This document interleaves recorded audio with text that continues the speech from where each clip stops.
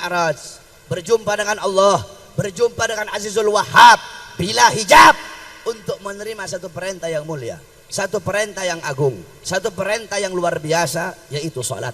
Ketika Allah perintahkan zakat, cukup melalui Al-Quran. Allah perintahkan haji, cukup melalui Al-Quran. Allah perintahkan jihad, cukup melalui Al-Quran. Allah perintahkan puasa, cukup melalui Al-Quran. Allah perintahkan segala macam, cukup lewat Al-Quran. Tetapi ketika Allah perintahkan sholat, tidak cukup melalui Quran. Allah undang langsung Nabi Muhammad untuk menerima itu perintah yang mulia. Sama kayak begini, seumpama saya mau suruh Arif, cukup lewat telepon, Rip ente begini-begini, Rip ente pergi ke Habib Umar Al-Aidid, Rip ente pergi ke pasar burung beli burung, Rip ente begini. Tapi ketika Arif mau menerima satu perintah yang penting, nggak cuma cukup lewat telepon, Rip ente datang sekarang ke pondok, penting. Begitu Allah Subhanahu wa taala, ketika Allah perintahkan ini itu cukup, bukan berarti nggak penting, penting juga. Tetapi yang paling penting dari seluruh amal ibadah itu adalah sholat.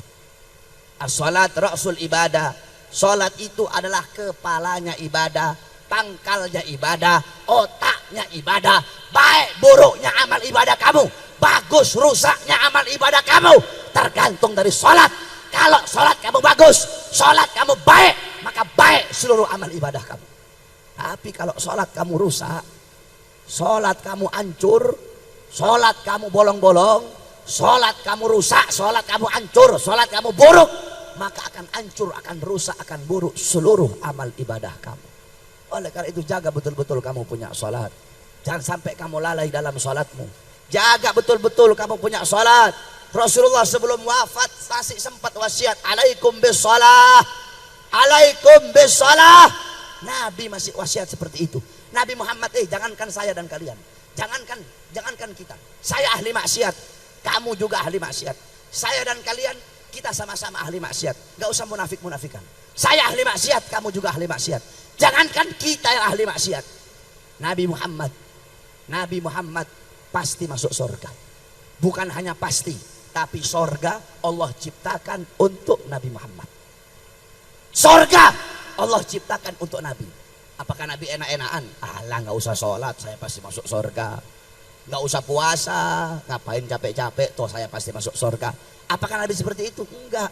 Justru Nabi yang paling banyak sholatnya, padahal Nabi dijamin surganya. Padahal Nabi maksum, tapi Nabi sholat sampai kakinya bengkak. Saya dan kalian, kita siapa? Hah? Kamu dijamin masuk surga? Kenapa kamu lalai sholat kamu?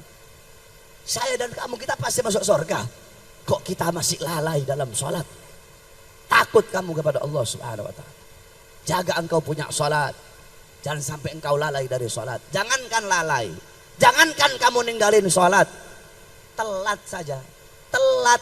Al-Habib Umar bin Abdurrahman Al-Attas.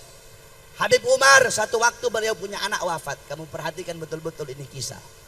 Habib Umar anaknya wafat. Ketika anaknya Habib Umar wafat, datang orang-orang takziah.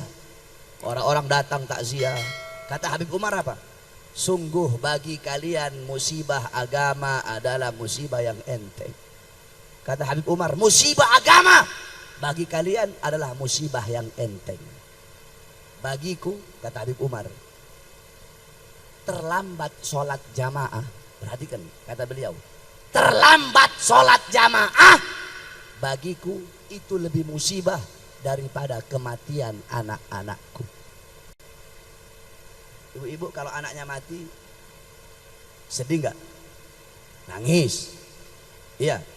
Nah, Habib Umar anaknya mati, anaknya wafat, sedih beliau, nangis beliau. Tapi kata beliau apa? Terlambat sholat jamaah itu lebih musibah daripada kematian anak-anakku. Kenapa? Ketika anakku mati, itu adalah musibah dunia. Sedangkan terlambat sholat adalah musibah agama. Itu cuma telat, itu musibah agama. Bagaimana jika lo meninggalkan sholat dengan sengaja? Makmurkan kamu punya masjid dengan sholat. Makmurkan kamu punya masjid dengan sujud. Jaga betul-betul kamu punya sholat. Jangan sampai kamu tinggalkan itu kamu punya sholat. Ada satu kisah.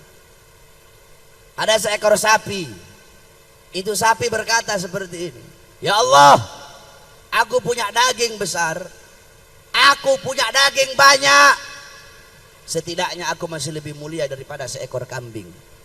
Kata kambing, ya Allah, biar aku lebih kecil dari sapi, tapi dagingku bisa dimakan, Idul Adha aku dipotong, setidaknya aku masih lebih mulia daripada seekor ayam. Apa kata ayam? Ya Allah, walaupun aku lebih kecil dari kambing, tetapi badanku juga bisa dimakan, telurku bisa dimakan, sehat untuk orang, subuh aku bangunkan orang-orang sholat, setidaknya aku masih lebih mulia daripada seekor anjing. Apa kata anjing? Ya Allah, memang saya ini nggak bisa dimakan, ya Allah, saya najis, nggak bisa dimakan, haram dimakan, tetapi ya Allah, saya masih bermanfaat.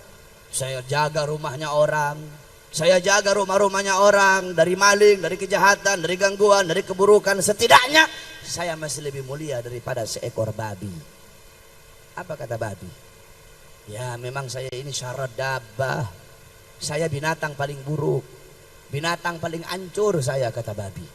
Babi makan kotorannya sendiri, bapak babi zina sama anak perempuan babi, ibu babi zina sama anak laki-laki babi, pokoknya binatang paling buruk sudah itu babi. Tapi kata babi apa?